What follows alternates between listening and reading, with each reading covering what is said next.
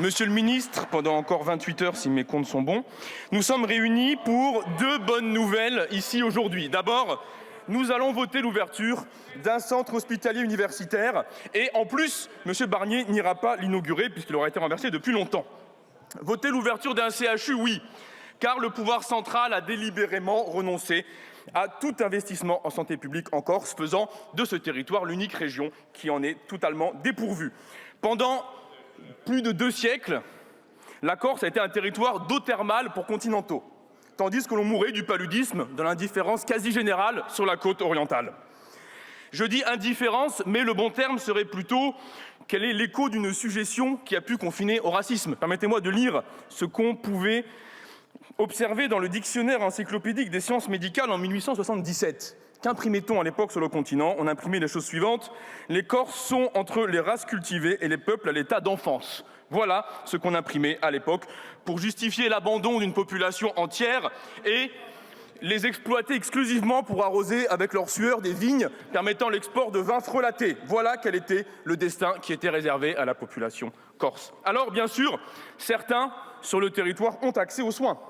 J'ai avec moi une plaquette très intéressante qui parle de rendez-vous médical de proximité, de soins chirurgicaux, de prévention au quotidien, d'accessibilité 24 heures sur 24 en quelques minutes entre Bastia et Porto Vecchio.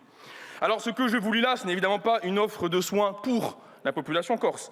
C'est une offre de soins qui passe sous les yeux de la population corse, car c'est celle du yacht géant The World, plus grand yacht du monde, avec ses cabines privées à 2 millions d'euros, il faut les acheter, on ne peut pas louer, et qui passe plusieurs mois sur l'île pour la dernière fois en 2018 en étant immatriculé aux Bahamas. Oui, il y a un accès aux soins en Corse, mais il n'y a pas d'accès aux soins pour la population corse.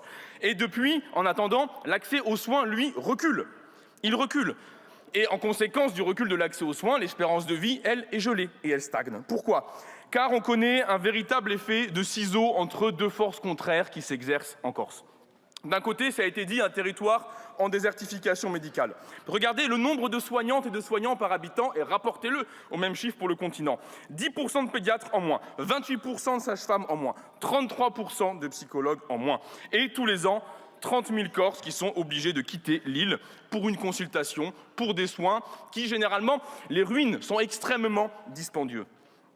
Et pour ne rien arranger, nous avons, c'est le jour d'en parler, un gouvernement qui entreprend de ruiner les taxis qui assurent le transport sanitaire. Je profite d'être ici pour adresser un salut à nos camarades de lutte, juste à côté de l'Assemblée, qui se battent pour ne pas se faire dépouiller par votre gouvernement. Ils ont raison, et c'est évidemment un des motifs pour lesquels le gouvernement ne sera plus là demain à la même heure. Alors, de l'autre côté, la population corse, elle, est très disséminée entre de toutes petites communes qui sont donc à une distance encore accrue des soignantes et des soignants. Et en plus, cette population connaît un vieillissement très important. C'est en Corse que vous avez le record de seniors à domicile qui sont en mauvaise santé ou en très mauvaise santé, avec 18%, le chiffre le plus déplorable de tout le pays.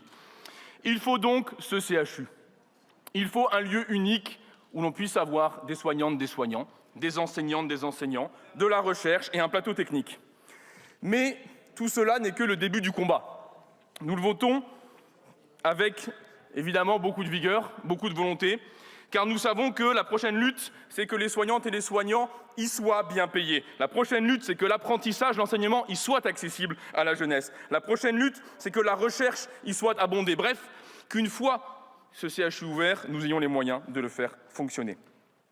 Collègues, comme l'écrit Jérôme Ferrari, chaque possible porte en lui sa souillure. Eh bien, le possible, on le vote, et la souillure, on le censure.